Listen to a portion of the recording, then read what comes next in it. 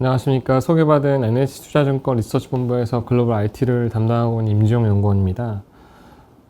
최근에 AI 버블 논란, 수익성 논란, 그리고 엔비디아 주가가 100불도 깨졌었고, V자 반등이 나와서 지금 전고점을 얼마 안 놔둔 상태에서 또 이제 다음 차주에 엔비디아 실적 발표를 좀 앞두고 있습니다. 그래서 과연 이 엔비디아를 필두로 해서 이 AI 반도체가 전고점을 뚫어서 또 한번 가느냐, 이런 거에 대한 어떤 시장의 관심, 우려, 이게 많으실 텐데, 최근에 제가 이런 보고서가 하나 나온 게 있어서 관련해서 좀 말씀드리도록 하겠습니다.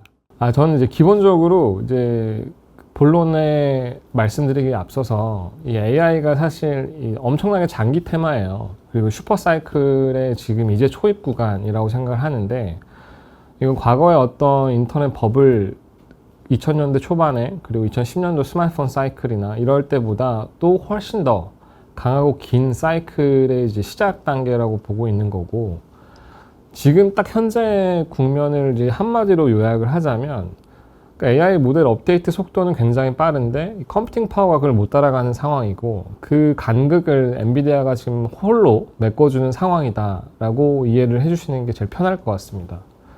사실 저희가 이제 그리는 그림은 이제 사실 이런 서버에서 시작된 어떤 AI 수요의 어떤 사이클이 내년도에 이제 온 디바이스 쪽으로 넘어가서 이런 엣지 AI로 이제 빠르게 확산이 되고, 또 그런 AI들 때문에 로봇 시장도 생각보다 2030년 개화가 아니라 2, 3년 또 앞당겨지면서 킬러 앱들이 나오고, 정말 우리가 돈을 주고 효용을 느낄 만한 AI 서비스들을 이제 관찰이 되고, 이런 이제 그림을 그리고 있는 거거든요. 그래서 사실 지금도 사실 23년부터 이제 1년 반이라는 사이클이 시작된 거라서 주가 측면에서 많이 왔다라고 생각하실 수 있겠지만, 저는 이 야구로 비유를 하자면 한 10회 말 중에서 한 2회 초? 이제 이런 국면이라고 생각을 합니다. 그래서 너무 이런 큰 사이클의 꼭지나 피크아웃을 이렇게 벌써부터 우려하실 건 아니라고 생각을 하고 있고, 최근에 어떤 버블 논란부터 좀 짚고 넘어가도록 하겠습니다. 네, 시장에서 지금 관심이 많은 거는 이제 너무 AI 인프라 투자 지출 규모에 많이 이제 치중돼 있어요. 그러니까 너무 돈을 많이 캐펙스를 나가는데, 돈을 투입한 것 대비해서 현재 기준으로 아직 AI에 대한 베네핏이 별로 없는 것 같다. 그러니까 돈을 실제로 AI로 버는 게 별로 없는 것 같다. 라는 게 이제 그 쟁점의 핵심입니다. 근데 사실 이거를 인프라 지출 규모로만 보는 건 그렇게 합당하진 않은 것 같아요. 그러니까 실제로 빅테크 기업들이 이 매출액 대비 캐펙스 비율을 좀 보는 게 더 적절한데, 제가 이제 과거에 이제 IT 시총 상위 기업들, 이제 90년대 후반에 IT 시총 상위 기업들의 매출 대비 캐펙스 비율을 보니까 평균적으로 15% 정도? 근데 이제 2001년도에는 그게 조금 올라와서 20% 정도까지 올라갔었어요. 근데 지금 그러면 이 빅테크 업체들의 매출액 대비 캐펙스 비율이 어느 정도 되냐라고 봤더니 작년이 한 13%? 올해 한 17% 정도 되는 것 같아요. 그러니까 평균 15% 정도라고 하면 사실 이런 컴퓨팅 소비 습관 패러다임이 바뀌는 그 과거랑 지금이랑 크게 다르지 않다라는 거라서, 이게 엄청난 부담되는 캐펙스는 아니다라는 거죠. 그리고 이 과거 사이클과는 완전히 저는 주체가 다르다고 생각을 합니다. 그러니까 과거에는 약간 신생기업들이 많이 그 90년대 인터넷 버블 주도를 했었는데, 지금은 빅테크들이 이걸 주도를 하고 있어요. 그러니까 막대한 자본도 있고, 낮은 자본 비용, 대규모 유통망, 고객들, 그리고 사실 이거를 수익화를 했던 경험들이 굉장히 많고 노하우가 있는 기업들이 주도를 하는 사이클이기 때문에 과거 인터넷 버블과는 좀 근본적으로 다르다라고 보고 있고, 사실 이제 컴퓨팅 패러다임이나 어떤 기술 수용의 패러다임이 바뀌는 과거의 어떤 시간들, 수용 시간들, 소요되는 시간이나 투자 회수 기간들을 살펴보게 되면 PC나 인터넷, 모바일 이렇게 계속 반감되어 왔습니다. 그러니까 예를 들어 PC에 한 20년 걸렸고, 인터넷 혁명 시절에 한 12년 걸렸고, 2006년에 시작된 그 모바일 사이클에서는 6년 정도 걸렸는데, 지금 그게 반감됐다고 하더라도 이 AI가 시작된 이제 1년 반인데 적어도 1년 반이나 2년 사이에 어떤 관찰 기간이 좀 필요하다고 생각을 해요. 그래서 지금 뭐 AI 킬러 앱이 없네, 많네 이런 걸 논하는 것 자체가 조금 조급하지 않나 이런 생각을 좀 하고 있습니다. 그리고 지금 이제 많이 지적받는 것 중에 하나가 AI를 개발하는데 너무 돈이 많이 든다. 뭐 칩도 그렇고 전력도 그렇고 너무 돈이 많이 드는데 뭐 구축하는데도 운영하는데도 비용이 많이 드는데 과거에도 기억을 해보시면 뭐 97년도에 선 마이크로 시스템즈 서버 가격도 64,000불 이렇게 됐다가 한 3년 동안 그 서버 가격이 50분의 1 토막이 났어요. 근데 저희도 그 GPT가 처음 나오고 나서 2023년 1월이랑 지금 24년 8월이랑 이 한마디로 이렇게 연산 원가죠. 그러니까 이 서비스를 운영하는 데 들어가는 토큰당 코스트는 거의 9분의 1 토막이 났습니다. 그러니까 이거는 뭐 DNA 시퀀싱 비용, 해석 비용이라든가 리튬 배터리 가격도 그 전 전례에서 관찰됐던 것처럼 결국에 AI 비용 방정식도 필연적으로 변화할 수밖에 없습니다. 그래서 저희는 컴퓨팅 비용은 계속해서 이렇게 하락을 할 수밖에 없고 이런 것들이 여러 가지 킬러 앱의 출현 가능성, 대중화 속도를 높일 수 있다라고 저는 생각하고 있습니다. 그리고 밸류에이션만 보더라도 과연 뭐 과거 버블하고 비교했을 때 이게 뭐 버블이냐 아니냐 심플하게 비교를 해보면 과거에 이제 엔비디아로 많이 이제 비유되는 게 시스코예요. 근데 시스코가 90년대 한 5년 평균 밸류에이션이 한 37배, 그리고 버블 시점 피크 밸류에이션이 130배 이 정도 됐었거든요. 근데 지금 엔비디아가 5년 평균이 40배인데 지금 현재도 거의 38배, 40배 정도 돼요. 그러니까 이게 정말 밸류에이션의 확장에 근거한 어떤 주가 랠리가 아니라 펀더멘탈, 즉 EPS 추정치 상승에 근거한 랠리였다라고 이해하시는 게 맞습니다. 그러니까 멀티플 확장이 한 번도 이루어진 적이 없어요. 정말 실적 올라간 만큼만 주가가 올라갔기 때문에 이건 결코 버블이라고 얘기할 수가 없다라고 저는 생각을 합니다. 그러면 이제 엔비디아가 지금 시가총액이 3조 달러를 다시 터치는 했는데 그럼 이게 정당화, 저스티파이 될 수 있냐라는 질문에 저는 보통 이제 예를 들어서 지금 이제 현재 3조 달러가 넘는 기업이 이제 마이크로소프트, 애플 정도가 있고 2조 달러 부근에 있는 게 아마존과 구글이 있어요. 근데 제가 공통적으로 이 기업들을 이제 살펴보게 되면 재무적으로도 매출액이 한 1,000억에서 5천억 달러, 순이익 500에서 1,000억 달러 정도의 데이터가 나오는 기업들. 그리고 자신의 영역에서 압도적인 시장 점유율을 가지고 있고 생태계 주도권, 기술적 리더십을 갖고 있는 기업들만 이런 빅테크 2조 달러, 3조 달러 해당하는 어떤 기업 가치를 받고 있습니다. 그러면 엔비디아는 사실 어떻게 보면 AI 가속기 칩셋에서 거의 90% 이상, 뭐 지금은 95% 해당하는 점유율을 가지고 있고 뭐 생태계 주도권이라든가 경제적 혜자가 있다라고 생각을 하기 때문에 저는 충분히 이 3조 달러를 저스티파이 할 수 있다라고 생각을 합니다. 그러니까 물론 애플이나 마이크로소프트의 3.4조 달러 이상의 가치를 받을 수 있냐라는 질문도 또 다른 문제예요. 그러니까 또 다른 챌린징한 문제라서 거기에 대한 명확한 답변을 또 저희가 이제 추후에 이제 좀 힌트를 찾아야 되겠지만 지금 사실 기업 가치도 저는 충분히 3조 달러가 저스티파이 될 수 있다라고 생각을 하고 있습니다.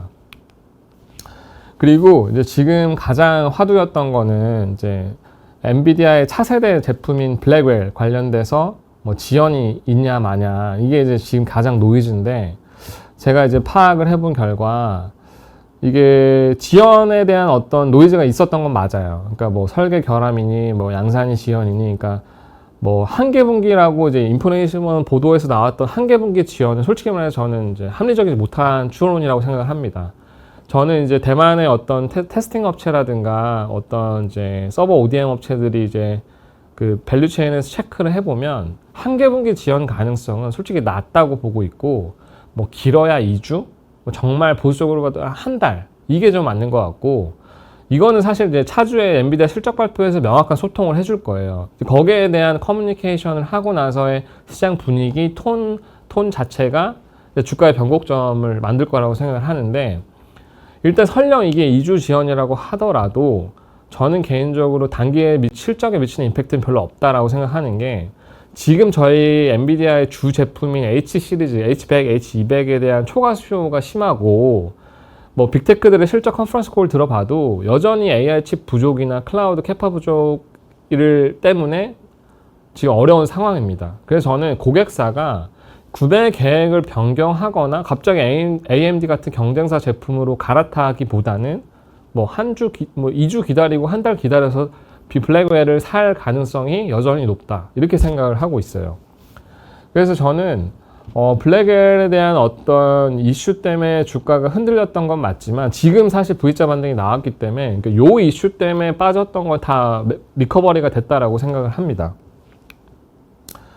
그래서 지금부터 중요한 거는 이제 차주에 있던 실적 발표에서 이 GB200, 그러니까 블랙웰 시리즈 제품 중에 하나인데 GB200이라는 거는 그레이스 호퍼 CPU, 그러니까 ARM 아키텍처 베이스 CPU 한 개랑 블랙웰의 GPU 두 개를 합친 슈퍼칩이에요. 그러니까 이게 되게 이제 가성비가 좋고 성능은 전작보다 훨씬 좋고 또 이게 이제 시스템으로 많이 나갑니다. 이제 MB 한 시스템 MB링크 36, 72 해가지고 거기에 뭐 CPU 몇십 개, GPU 몇십 개가 들어가서 이제 시스템으로 나가기 때문에 이 GB200 서버에 대한 수요가 굉장히 강합니다. 근데 이게 이제 지금 오른쪽 차트를 보게 되시면 거의 대부분 80%는 빅테크가 가져가고 뭐 기타 소규모 고객도 한 20% 정도 가깝게 되는데 사실 이거를 다 TSMC가 거의 대부분 생산을 해줍니다. TSMC 같은 이제 되게 좀 헤비한 투자, 그러니까 설비 투자를 해야 되는 기업 입장에서 고객사가 어떤 수요에 대한 개런티나 이제 커뮤니케이션을 확실하게 해주지 않으면 이 캐파를 그냥 막 2배씩 늘리기가 어려운 상황인데 지금 24년에도 이제 전년 대비 더블, 25년에도 이제 24년 대비 더블이 늘어날 거라고 좀 추정이 되고 있어요. 그러니까 25년에도 TSMC의 이제 엔비디아 칩을 만드는 캐파가 2배 증가할 거라고 지금 높은 가능성으로 추정이 되고 있는데 이거 자체가 엔비디아의 실적 가시성을 굉장히 높다고 생각하는 증거들이라고 저는 생각을 합니다.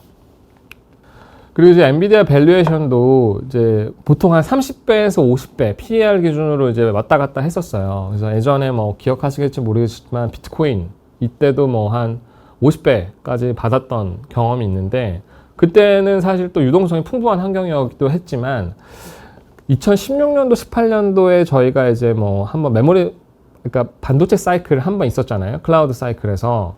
그때가 매출액 성장률이 한 50% 수준이었고, 지금 AI 사이클에서는 매출액 증가율이 100에서 200% 사이의 수준입니다. 그래서 저는 지금 그냥 중간값 40배를 적용해도 지금 주가 한 140에서 150불의 어떤 주가 레벨도 사실 그렇게 밸류에이션이 과하다라고 생각하지 않아요.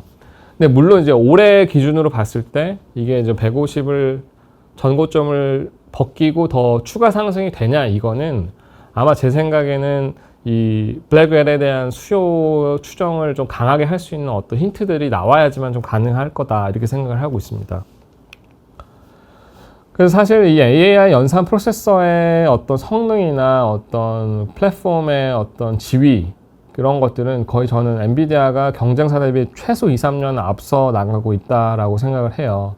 그래서 이런 경제적 혜자가 있기 때문에 저는 이게 쉽게 이게 흔들리기는 어렵다라고 생각을 하고 있고 제가 이제 사람들이 많이 물어보는 질문 중에 하나가 이 AI 초과 수요가 언제까지 될까라는 질문을 많을 하십니다.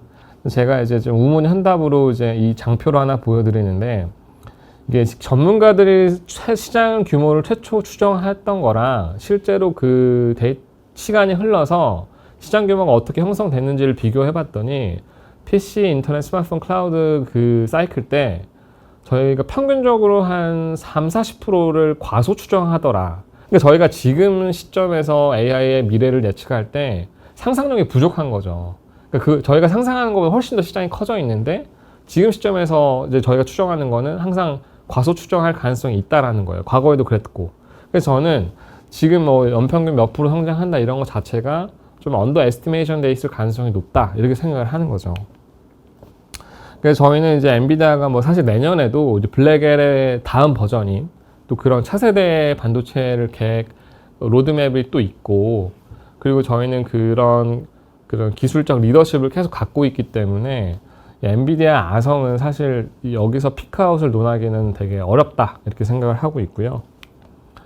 저희가 이제 AI 사이클을 좀 복기를 해봤을 때 사실 이제 앞으로가 중요하잖아요. 그래서 이제 5년, 6년의 사이클을 봤을 때 저는 가장 중요한 거는 그거 같아요. 그러니까 이 AI 온기를 서버 쪽에서 시작한 이 온기가 이 내년에 애플의 이제 교체 수요, 그러니까 이제 스마트폰 쪽에서 실제로 AI PC라든가 AI 스마트폰으로 저희가 실질적으로 디바이스를 교체하는 그런 데이터 포인트들이 나와줘야지 저는 이게 AI가 이제 그 순서대로 이제 쭉쭉쭉 갈 수 있다라고 보고 있는 거고요. 일단 저희가 이제 꼭 엔비디아만 좋다라는 건 아니에요. 그러니까 저희가 이제 엣지 AI나 이런 커스텀 반도체를 포함해서 총괄적으로 보게 되면 엔비디아, ARM, TSMC, 브로드컴 같은 기업들이 사실상 AI 코어 기업들입니다.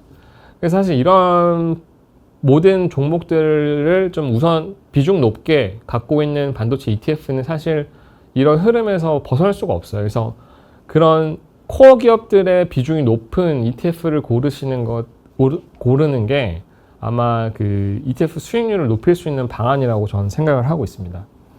그래서 사실 엔비디아만큼 또 저희가 AI 코어주로 생각하는 게 이제 그 브로드컴이라고 있어요. 근데 브로드컴이 이제 엔비디아의 나름 대체제라고 불리우는 이제 자체 맞춤형 반도체, 커스텀 반도체를 많이 생산을 하는데 그 대표적으로 상용화가 성공한 게 구글의 TPU가 있는데 이거를 같이 디자인해주는 업체가 브로드컴입니다. 그래서 브로드컴의 AI 매출 비중은 아마 내년 정도 되면 40% 이상으로 갈 것 같고요.